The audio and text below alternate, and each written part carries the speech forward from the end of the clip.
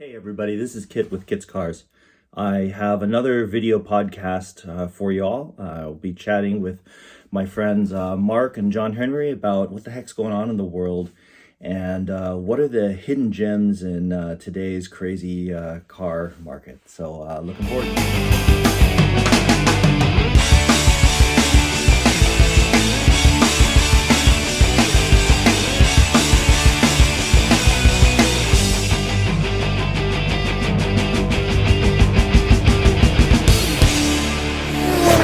Speaking of here we are.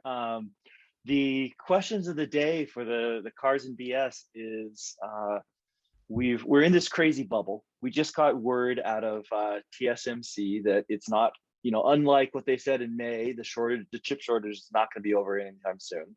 So Toyota has cut production for the month of September by 40%. Yep. They were going to make 900,000 cars, and now they're going to make 500 something thousand or 400 something thousand, which is crazy. We've got used 991 GT3 RSs selling for 50K over sticker, and we've been talking a little bit about what are the hidden gems, what has not gone insane that are actually great cars, and I've got two on my list, which are one of them is kind of obvious and one of them is less obvious, but the first one on my list is the V12 Vantage S and the V12 Vantage. So the manuals have gone insane, because you can't get them, but I'm going to make a case that the single clutch automated transmissions are not that bad. Shenanigans. Because I've been in a couple conversations wherein someone else was making this point to you and you pooped all over it. Totally. I have, and I've switched this up because look, you're not allowed to change your mind about cars. You said that you don't ever change your mind about cars. This is bullshit. No, I don't ever change my mind after a first impression. Is that not what's happening here exactly right now? Well, thank you, counselor. Okay, and this makes my impression even more bullshit, because I haven't actually driven a V12 Vantage. I've driven a V8, I've driven a V8 GT, I've driven a manual and a flappy title one, but I haven't driven a V12. All right, fine, whatever. Look, listen, it's nice to have you along for the ride on Mark and my list, but I'm not sure. Yeah. Okay, well, I have a real one on the list, which is the McLaren 600 LT. In December, I went through the hell of selling off my 600 LT from Ally Financial, who did all kinds of shenanigans, quoted a way higher price to the dealer than the lease buyout was, all this crazy stuff, and ended up doing just fine on that. I got almost what I paid for it in December, but weirdly enough, in the dead of winter, when convertible values should be in the toilet, I got the same amount that the cars are selling for today. Right. So I think this is it might be a hidden gem, and here's why.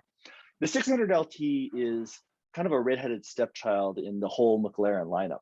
What you end up with is this sub 600 horsepower supercar that has all the looks, but not quite the same performance as the things that are really modern, the 720, the F12. It is an LT. Yep, it is an LT. Yeah, but it's designed for road enjoyment. So it's got these skinny little tires. It had 225 front tires, the smallest tires I've owned on any car since like my S2000. Well, it's got these tiny little tires. So I mean, Bay Area tax included, Elite over in, where's that, Concord? They've got two of them with 5,000 miles on them for $259. I mean, that's compared to what's happening with 911s. That's I mean, here's one with 6,000 miles for $239. So yeah. I was gonna say, like, the Elite's price felt about like 35, 40 KI. Right. Yeah. So here's 1,000 miles. Yeah, and the crazy thing is, you're paying the same or more money for an RS right now. And look, I think the RS is going to be close to as fast or faster around tracks, and it's probably set up better for a track. But for a back road, I think the 600 LT is actually going to be more fun to drive. It's got better steering, way more steering feel, a ton more power, and it looks way nicer than the Beetle based 911. Wind in your hair. take us back to pre-nonsense. Yeah. Back when we were shopping 16 GT3 RSs and you could get a 16 GT3 RS, remember, like 160? Yep. Where was the month that was? It was probably October. It was around the time that I got the GT3. So whenever that was. Yeah, because you and I both bought GT3s. I paid $145 for mine, my 2018 GT3. And then I sold it for almost $170. Right. So that was definitely the fall. Where were 600 LTs at that point? So I sold mine for $235. And that was in December. And yeah, that was in December. And it was originally supposed to be November, and it bled into November or December because Ally Bank sucks. But they turned around and sold it for, I think, $240 something and change, which is basically the same as what they're going for now. Yeah. So hidden gem. Where were they? Can we move back earlier? I'm trying to understand like the curve. I mean, geeks and that, because obviously when they were retailing, I would imagine that the LT was much more expensive than an RS, right? So mine had a 270 and change MSRP, and I got it for 32, I think 32 and change off. Right. So just based on that, 240. Just based on that, there's value there because it's down at 229, and you've got RSs with mileage on them over sticker. Right. So right. Yeah, way over sticker. Yeah. And the LT, it's not as fast as a 720. It's not as fast as an F12. It's not as fast as an 812, but it's got more than enough power to do anything you need to on the street. And they are pretty friggin' fast. Are we getting tired of the as fast as conversation though? Like at a certain level, like, isn't it just like there's enough fast? There's enough fast. And like, don't get me wrong. Like, I mean, we were talking aftermarket turbochargers earlier. So like, I get that part, but I think at some point it's like the whole conversation of, and we've all been in it, we're like, oh yeah, but a 720S is blah blah, and it's like, dude, you don't need all that. Like, where are you going to take advantage of all that car? You're just not. And I mean, I remember driving around with you when you had the 600. That thing was plenty fast. Yep. My back marker for fast, a car that's kind of fast, has always been a Honda Accord SE or Sport or whatever it is. Like the fastest Honda Accord you can buy is usually my back marker for sort of fast. It used to be, 0 to 60 in the sevens was kind of quick. And then, a modern Accord will do 0 to 60 in about 5.5 seconds. And that's like the back marker for me now, which is about as fast as, an E36 M3. Bagley, what's the I'm not good at bench racing anymore. What's the 0 to 60 on the GTS Macan? The turbo was 3.9 if you did some things to it, and 4.0 out of the box. The stupid thing about the Macan right now is they decided that there is no more Turbo S. Turbo. Yeah, and they made the GTS the turbo. Right. Yeah. And that's what's going to happen now. The 16 turbo Macan was the hot one, but I'm just trying to remember what the GTS 0 to 60 time was, because to me that thing still felt plenty fast. It was mid sixes. I mean, was it? Mine with a tune on it could bang out repeated like 5.2-ish. Okay. And that still feels fast. I mean, it does. I mean, that car still feels fast. It feels fast. I mean, it doesn't have the sort of visceral kick that you would expect otherwise, because Macans are actually pretty heavy. Yeah, so of course, it mutes that sort of torque hit. Right. Well, and we've all been corrupted by whatever arms race nonsense we've launched a car in, right? Like, yep. If you've launched a car in any sort of Hellcat motor, everything else is fucked after that. Yeah. Now I'm all interested in bench racing numbers. You have the technology at your disposal.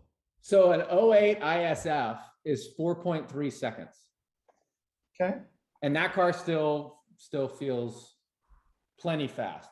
But like, I guess, like, okay, so like that's in one area. I guess I'm just, when we get to 600 LT money, or even like FF or any, like, so let's say 100-ish and up, like all those cars are pretty fast. Like none of those cars are like, that's a dog. You know what I mean? And the difference between like a 2.8 0 to 60 and a 3.2 0 to 60 might be 150 horsepower, but to your butt, I mean, it's not a big difference. This would be interesting. If we could ever take this show on the road, it would be very interesting to see, because we've done, like when we did those whiskey get-togethers, Kit, like you blind people on bourbon, see if they can pick the highfalutin stuff.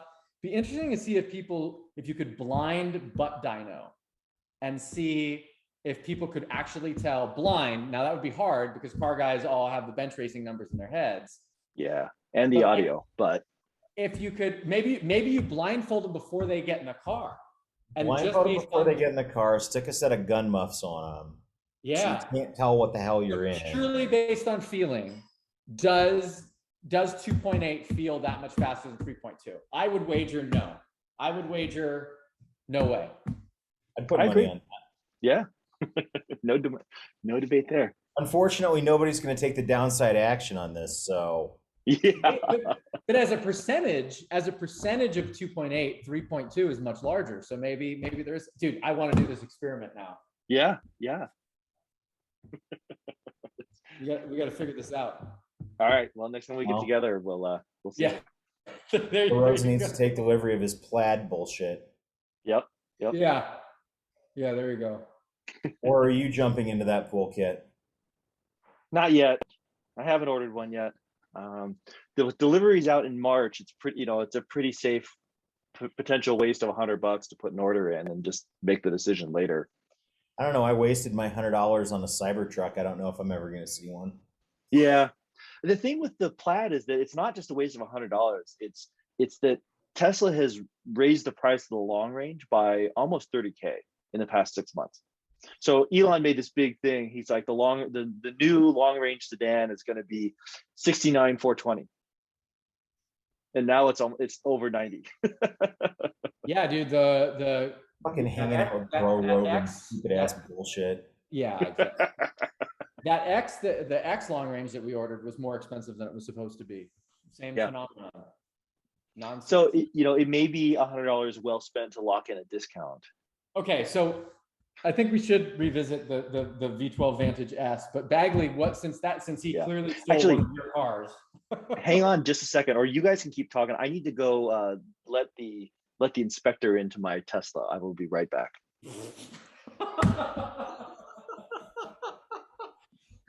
The inspector into the Tesla? See, this is why I'm not buying it, man. Him and La Rosa pressuring me about. I'll come out right now. About Tesla. Forgot to mute. Yeah, right. It's just like I don't understand. Yeah, I did hit the mute. I still don't understand this whole thing of like they're great cars, they're so great, this and that, and like now I need an inspector to come look at it because it's such dog shit. I mean, so I'm selling the old Model Y. Oh. We currently have two. I was hoping it was the other way because that aligns much better with my narrative. I was gonna say that is the narrative, but like my 2016 was screwed together, right? I mean, it was. Yeah, but you're not ordering a Plaid. No. Yeah, no, I don't, because it's just not that great.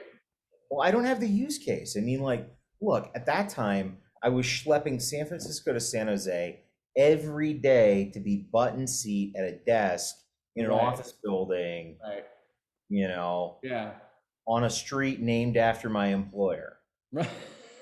Right. Of course. So, yes, like it was phenomenal at that. Right. Drone life equals drone car. It wasn't quite drone life, but I mean, look, ludicrous pulls never get old. Like, I don't care what anyone says, greater than 1.1 Gs in a straight line, it makes your guts move inside you. And you absolutely. Go, yeah, you feel the vacuum. But so I didn't know this about you. We're finding out about each other. So you contend that never gets old. No, like, I mean, the fact that my FF now does 1.1 Gs in a straight line and makes a glorious noise doing it is wonderful. But how do you launch your FF? How many have I've launched my FF like 4 times. that seems to suggest that it gets old. Well, I don't drive the FF every day. Okay, all right. So 4 times of launch control in the FF represents, I don't know, maybe 20% of the total outings that I've driven the car. Oh, now, wow. Granted, I have driven the car almost 6,000 miles since I got it. Good for you. Which car is this? My FF. I've doubled the mileage since I've owned Nice. it. And we're debating. So the point I made was, you know what? I had a great experience with my Model S, and that ludicrous poles, i.e., 1.1 Gs or greater in a straight line, never get old. Yep. I don't think they do. Like, does it mean I'm rushing to go buy a Plaid? No, I don't have the use case. Yeah. Like, I'm looking forward to getting the X, and maybe I'm missing something, but as a former drag racing knucklehead and somebody that modded cars so that they had a lot of horsepower to go in a straight line, like that was one of my great sadnesses, is that I found a dig getting very, very old.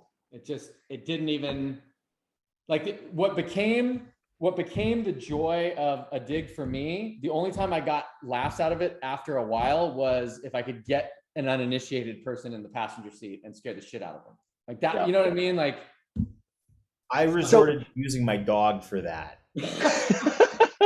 So when you can fling your, at that point, like barely year-old puppy into the back seat, and is like, dogs don't know what 1.1 Gs in a straight line is. right. They don't. Just like dogs don't know that bacon strips aren't real bacon. Sure. Yeah. So the look of incredulity on the dog's face was amusing. I understand that. So wait, okay, V12 Vantage S we all agree on. Bagley, what's your other car? Diamonds in the rough right now. It really depends on use case. So, I mean, I think the adjunct to V12 Vantage in any form is also Gen 1 Vanquish. So They do sound really good. Wait, Gen 1 or Gen 2? I think Gen 1. They sound really interesting. good. Interesting. Doesn't Brad have one right now? I think he does. He's had them here. He has a Gen 1. He's been sitting on a Gen 1 forever. And it has the one he has now, where is it? It's different than the one he had one around the time. He had green one a long right? time ago that looked, no, it was black. Oh, look, he sold it, I think. Huh. No, here it is. 2005 V12. Oh, so now he's got a gray one. He had a black one on a really ugly chrome 4G auto looking rims, and then he had another black one, and now he's got this gray one. 2005, 16,000 miles, 85 grand. I mean, they sound really good. They sound good. They're screwed together well. They're comfortable. You can actually have them manual swapped. All right, let's bench race, motherfucker. What are these? It's not that fast. No, they're not. They're missing.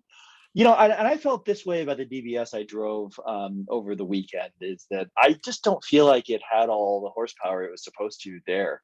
The DBS didn't feel any faster than my E63, for example. But the 6.0, that's the 6.0 twin turbo motor, correct? 5.2, but yeah. Oh, 5.2 rather, I'm sorry. Whatever. Yeah. 4.5 seconds. I still think that's fast. That still seems so fast. It's ISF fast, but V12 noise. Yeah. A very special experience that will always feel like an occasion. Right. Yeah. There's a lot of theater with it. I listen. I like that. I like that play. I think that's good. My problem with those cars is that they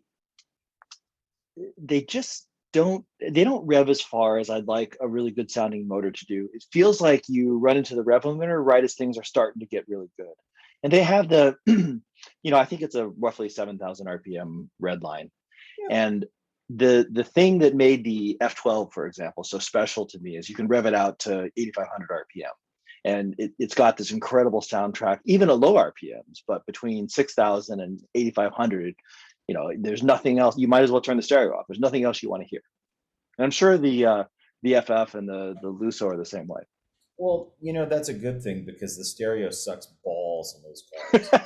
I mean, it's fucking miserable. I mean, like, legitimately, the one thing that lets those cars down is telematics. And look, Jage, I'm sure that your Lusso is demonstrably better than the FF that preceded it. And I'm one of those nutbags that has the $5,600 Apple Eddie Q, thank you for being on our board CarPlay option. But I mean, like, the whole experience is like bottom barrel FCA style bar. Oh yeah, bullshit. I totally agree. Ripped out of a Dodge. It was so disappointing. It really was. That was the disappointing part about the FF. But yeah, I mean, dude, the experience in the Lusso is great. The leather is not as good, and that's the most Ferrari thing that I think anybody could ever possibly say. Yeah. But I will say the leather in my original California was just incredible. I mean, it was like my leather jacket was 2014. Right. And, so I think something happened. I think something happened between 16 and 17, 18 when they went to the different steering wheel and actually got their own electronics and everything else. Sergio Marchionne died.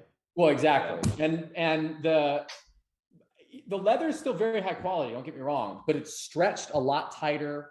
They're using a lot less foam backlining so that the supple surfaces aren't as soft touch, which hopefully means that they age better as well, but we'll see. But that's a truism. But yeah, the telematics are vast, night and day. My car, everybody already knows about. We've already argued about. It's the NSX, the Gen 2 NSX. Like they've gone up, but not as much, and you can still get one with low miles in the 130s, and a lot of performance. And everybody hates them, and that's okay. And I really like the NSX for two use cases: driving really slow and driving really fast in race mode. It did exactly what I needed. The car did exactly what I needed to do in both of those scenarios. And the problem I had was when I wanted it to kind of shut the hell up, but not totally shut up and, just be kind of fun around town, it got all confused and was, it would try to be gas and try to be electric, and it just felt really discombobulated. It wasn't a bad. It wasn't really a bad. You experienced a very noticeable switchover in relationship between electric and gas. It wasn't that there was. So let me be clear. It wasn't a bad hybrid experience. It wasn't like the first gen Priuses that couldn't decide whether they're electric or gas. It was just not a clean switchover. Like Acura handles it well. The power is relatively smooth, but you push the gas down and it just hesitates and doesn't quite do what you expect. And part of that is Are you allowed to host this chat anymore? You mentioned the first gen Prius. I am eternally confused. Know thy enemy. my experience in a second gen NSX, having wailed on it pretty good. Okay.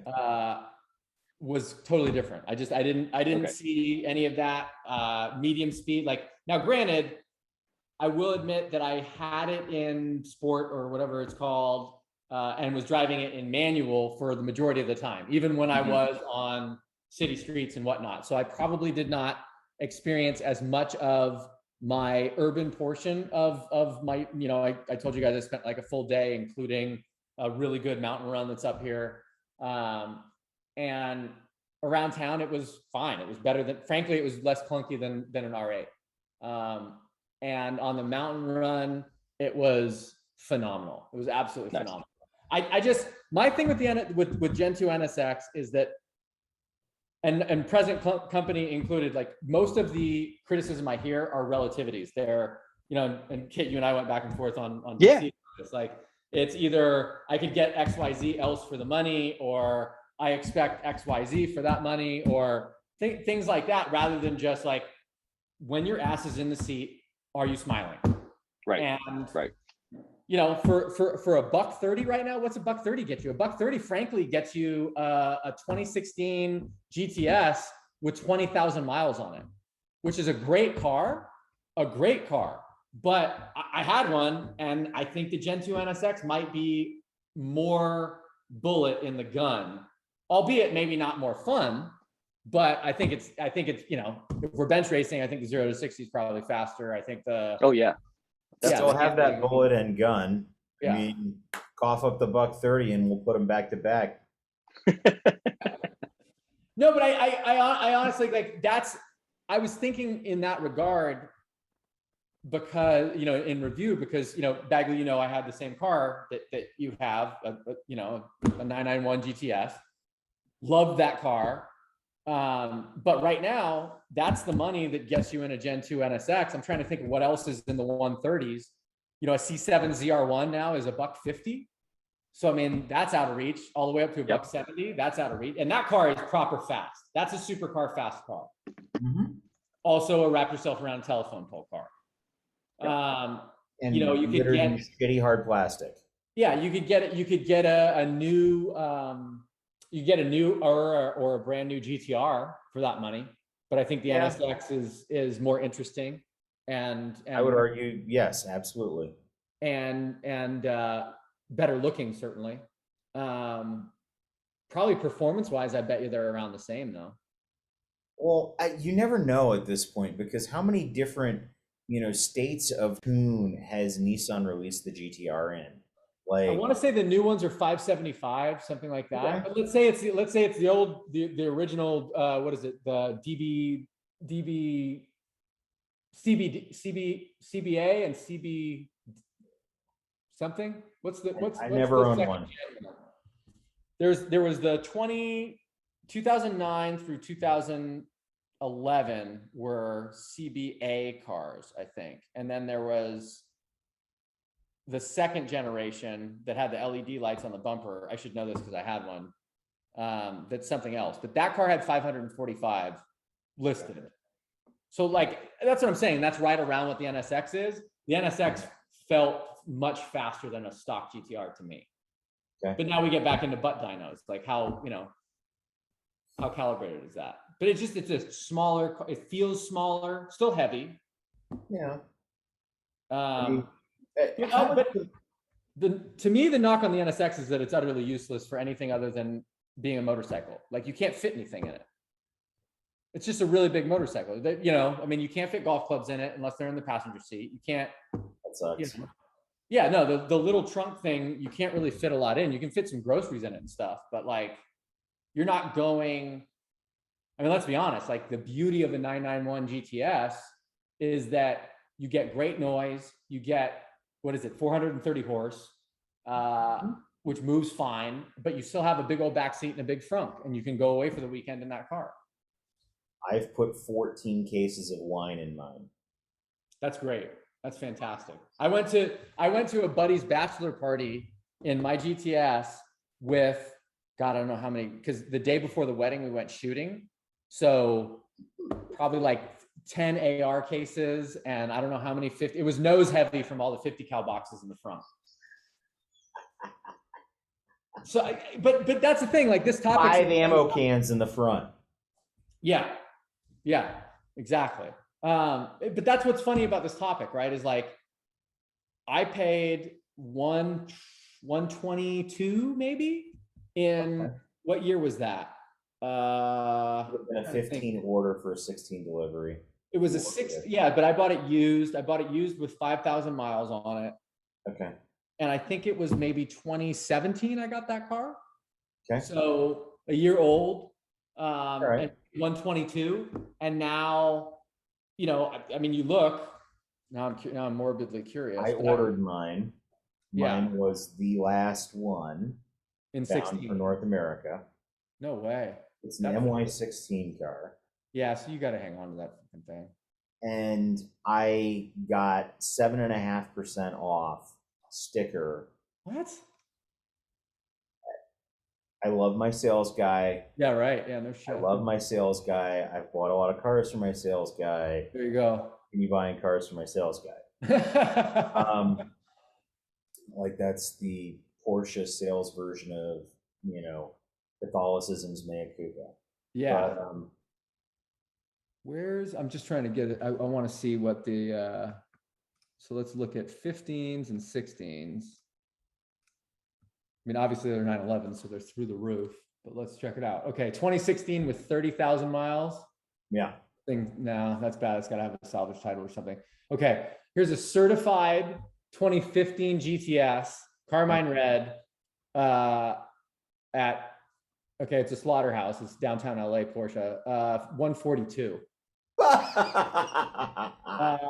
Okay, here's Grand Prix up in Portland, another slaughterhouse.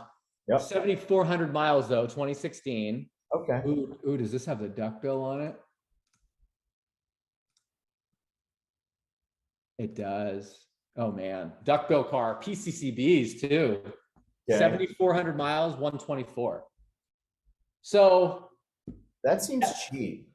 It does, but at the same time, that's kind of close to what I paid in 2017, which was 4 years ago. Yeah. Which is 991s have not gotten any better. They've gotten different. Yeah. Well, yeah. Well, that's it, right? Is that when we were buying these cars, and I mean, you and I've talked about this, like no turbos on this motor. So that's probably what's propping it up, right? And it's a duckbill car. If this thing was white, I'd be in trouble. Thank God. There's got to be something wrong with that car, though, because there's all these other cars that are, 31,000 miles, 129, 10,000 miles, 127, 36,000 miles, 122. It's still inflated, but I still feel like that's not that bad for the car that you're getting. No, like that's not I couldn't tell you about a better blend of performance and usability. I agree. It doesn't exist. I agree. The only reason I got rid of mine was, why did I get rid of mine? I don't remember why you did. I remember being very confused when you did. I got rid of mine because, why did I get rid of mine? I was trying to be smart. I went sports car free. I went sports car free for, I think it was like 2 months. Didn't have a sports car. And so this is like your version of Lent? Right, exactly. Exactly. Okay. Yeah, it was, and then, where there's a record of it. And then I got the FF. That's what it was. So I got rid of it at the end of March in 2019, and then I got the FF in early June. So there you go. So I got the FF, and then I missed the Porsche, and that's when I bought that 997, which are through the roof. That is definitely not a secret sweet spot car. Yeah, definitely not. Those are silly. But you know what, kid? I think Bagley and I just figured out that the 991 GTS may actually still have value in it. Like based on what else is out there at 100 we just looked at the market. There's a couple good examples that are under 130. Right. Granted, that's still a lot of money, and that's what we talked about. Like I paid 122 for a 2016 with like 5,000 miles in 2017. But the point is like, was that payment worth it back then? And the answer is yes. I think it would still be worth it now. I think it's still worth that. It actually makes me wonder a lot about so I've always avoided buying the GTS new because I was afraid of typical 911 depreciation. I bought a 2013 C2S at 15K off, and it still cost me, it was still worth 10K less when I sold it 6 months later. So that was a little bit painful. And it was 20 grand off MSRP 6 months. Yeah, but if you would have held on to it till now, like Bagley, you'd be in the money. I would. Well, one of them, the manual definitely, the convertible, the PDK probably not. I don't know, man. They're hanging on pretty good. I mean, we just pulled them up. Yeah. Okay. So my blue PDK car, I was in it for 113, brand new. Okay. So, and it probably wouldn't be worth much less than that now. In fact, it's probably worth more than when I sold it. So what was it? It was a 15.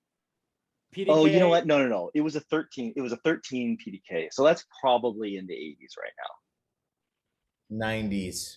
You think? Yeah. All right. Yeah. 991 all over is just. But you're saying Okay, it was a so you said it was a GTS though. They didn't make a no, it's a C2S.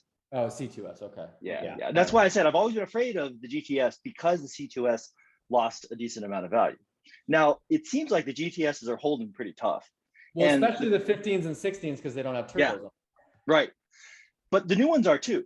Like if you could, they only made, there were less than 100 or less than a couple of hundred manual GTSs brought in for the 991.2 generation with the turbo motor. And they're fantastic cars. I mean, 450 horsepower. They have a bigger compressor housing than the standard cars. So a tune will get them an extra 100 wheel horsepower with nothing else. I don't know. And Bagley, what do you think, man? I'll go 20 horsepower down for the noise on the NA motor in the 0.1. Yes, all day long. Yeah, I miss that. It's a good noise. It's not as good as the GT3 noise, but it's a good noise. It's not the GT3 noise. It's its own. It's noise. a good noise. Yeah, it's a really good noise.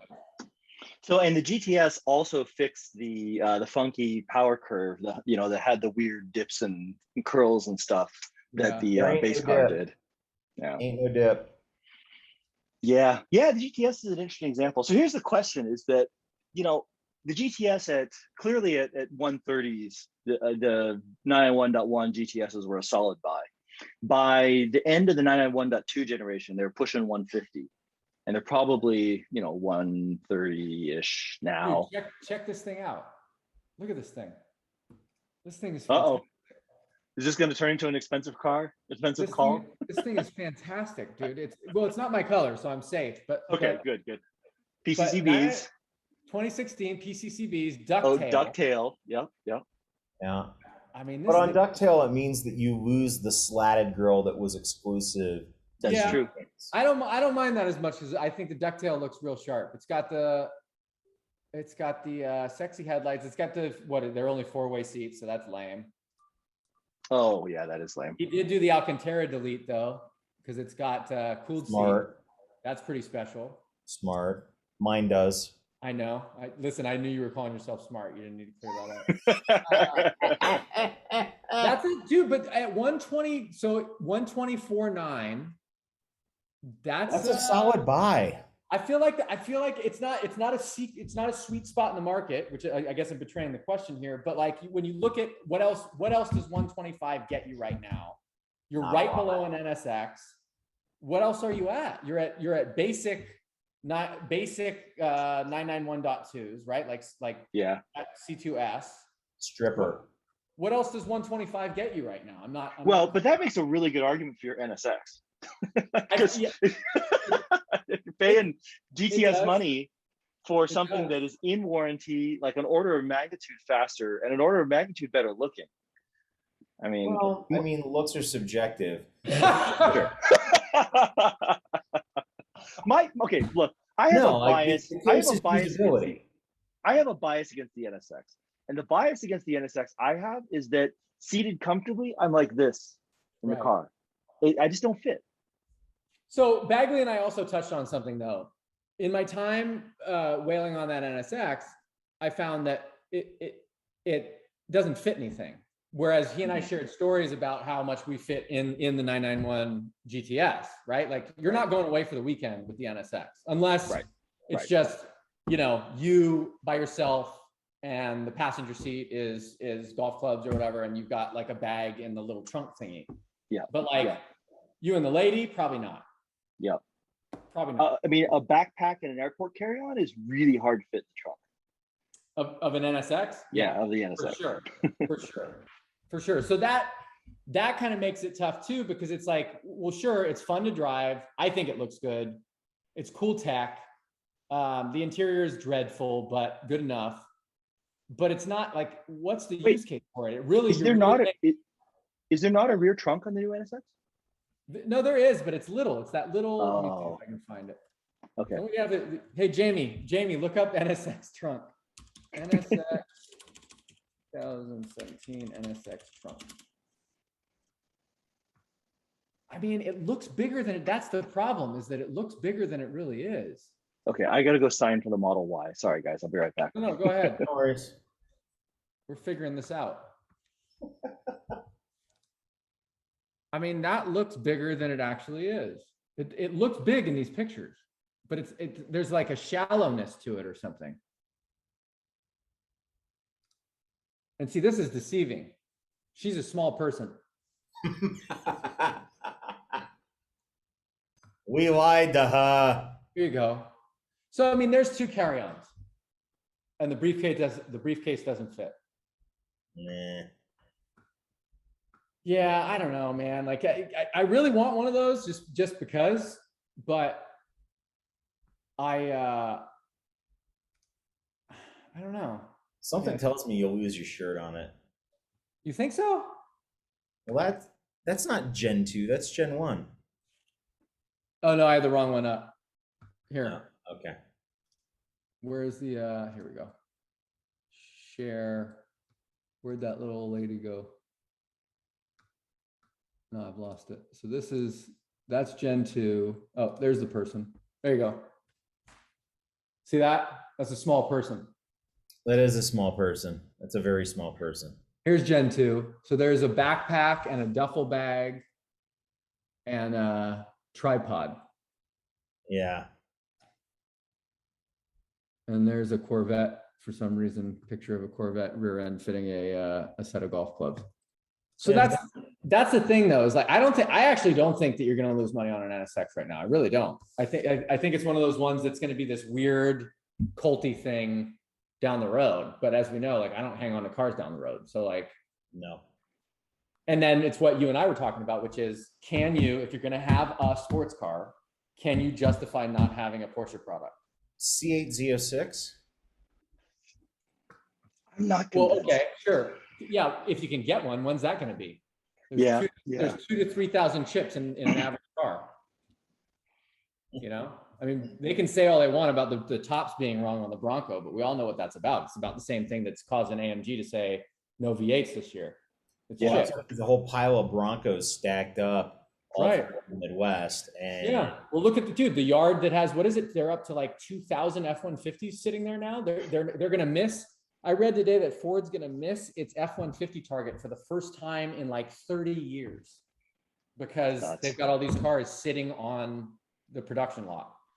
It's crazy that, I mean, literally 2 months ago, TSMC was like, oh, we're going to catch up with cars. It's only 9% of the production. No problem. We'll get the chips.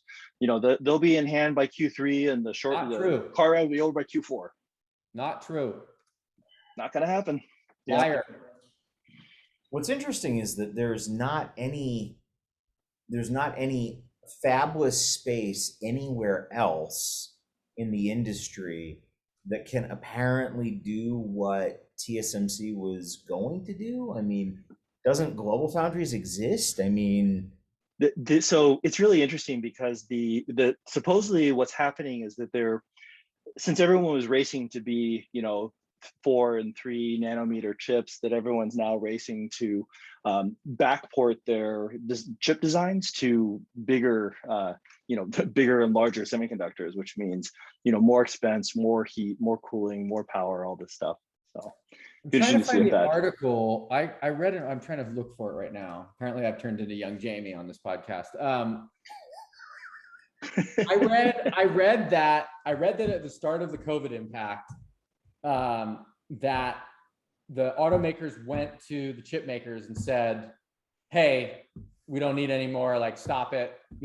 This thing's going to get, slow down, blah, blah, blah. Right. Cause they misguessed, bad gamble. And the TV manufacturers came in because their sales were spiking because people started buying TVs right away. And they gobbled up. And because they weren't under contract, they were paying premium for all the chips. And so now the chip makers are locked in these tenuous negotiations with the car manufacturers because they're like, hey, the TV guys are paying us X and you want to pay us Y, and that ain't the going rate anymore. And I don't know how much truth there is to that. Obviously, it's not my bailiwick, but I found that very interesting. Son of a bitch, here's a white one with a duck tail.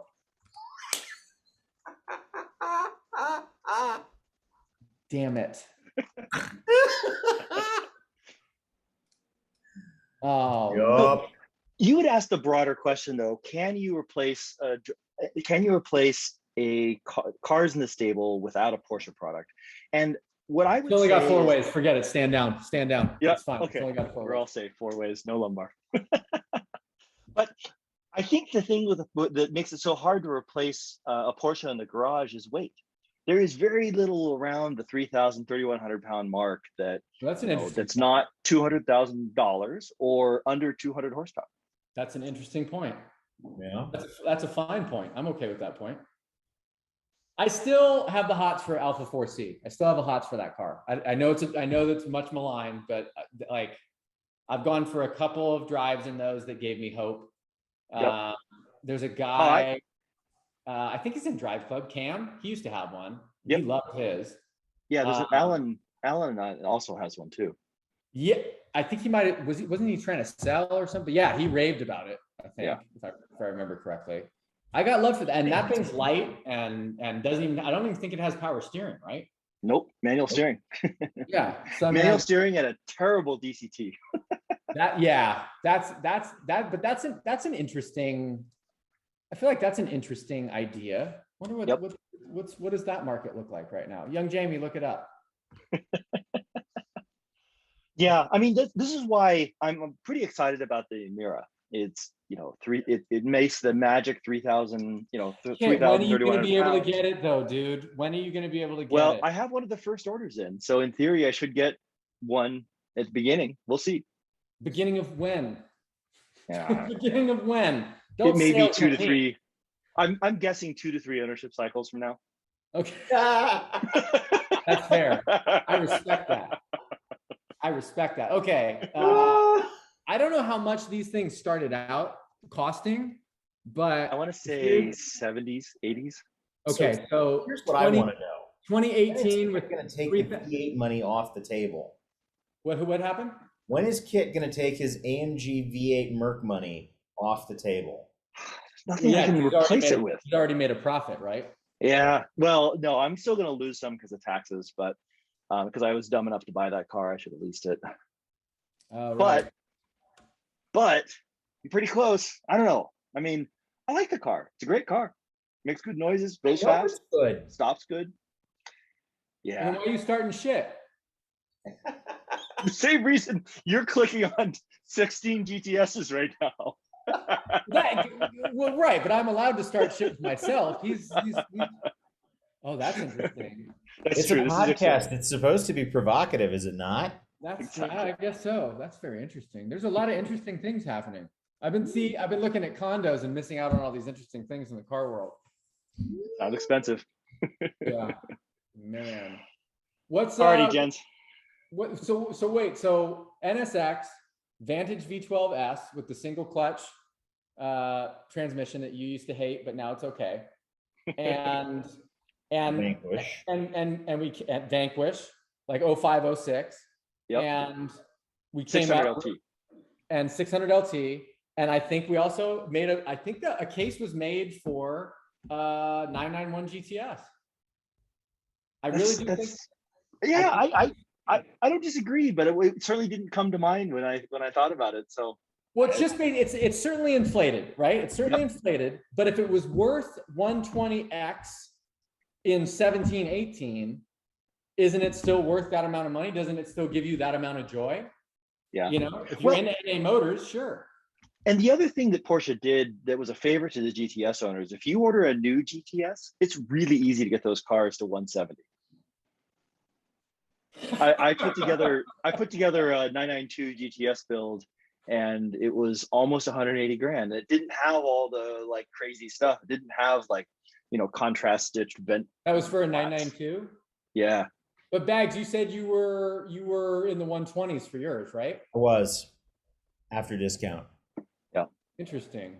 I think that again, I think it doesn't sound like it's a deal, but I think in this market, I think it's a pretty good sweet spot. You can't buy anything else that does all of those things. And look, this is not me apologizing for my decision, made way back when. I mean, look, if there was something else that you could buy that did all of those things, I mean, like, You could, so here's an interesting different case. So 2015, 2016 Chevy SS. Oh, that's Everybody here knows I love the LS motor. interesting. They aren't trading hands for wildly inflated prices. They are slightly below sticker for examples that have been driven for 10 to 12,000 miles. Hang on. You've got a ton of performance potential. You have all of the cachet of it being the end of Holden. 2017, 3,000 miles, $57,000. Yup. So we're talking now. If you wanted a big manual V8 sedan, you're looking E39 M5, Yep. which you'll pay just as much for with that miles and be less reliable. Although 5,600 potentially miles, $54,000. Here's a 6,000 miles, $64,000. I mean, these are not. I had no idea. They're screwed together well. Interesting.